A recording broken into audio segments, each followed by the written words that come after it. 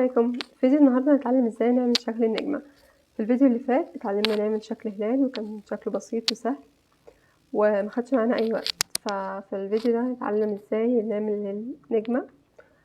وتعالوا بقى بينا نبدأ. اول حاجة نعملها ان احنا نمسح كيوب، بعدين هنعمل شيفت A ومن ماش نختار سيركل. السيركل هنخليها الفيرتسز بتاعتها 10، وبعدين نخش ندوس على تاب من الكيبورد او من object mode نختار edit mode، واحنا محددينهم كده هندوس F3 ونختار الاختيار ده. وبعدين هو محدد لي واحدة واحدة لأ، فاحنا هنعمل S ونصغرها كده فبقت عندنا بالشكل ده. بعدين هنختار A و F اختصار الفيل، وندوس حرف ال E اختصار extrude باتجاه الزد عشان ممكن تروح كده او كده، لا دوسوا على الزد عشان تأكدوا انها في اتجاه الزد. بعدين هنخرج من ال edit mode نروح ال object mode، هنيجي هنا modifier نضيف الاختيار ده level، بعدين segments نعليها شوية مش كتير،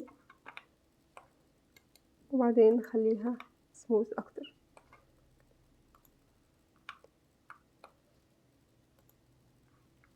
كده. بقت عندنا 5 ودي بقت بالشكل ده. ممكن نخليها نزود شوية نرفعها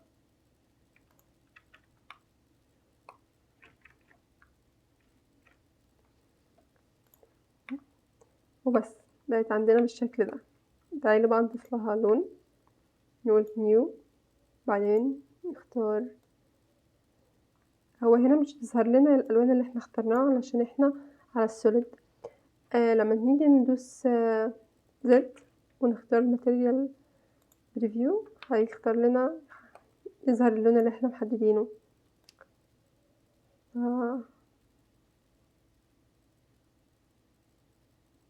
ممكن نختار اللون ده يكون خفيف.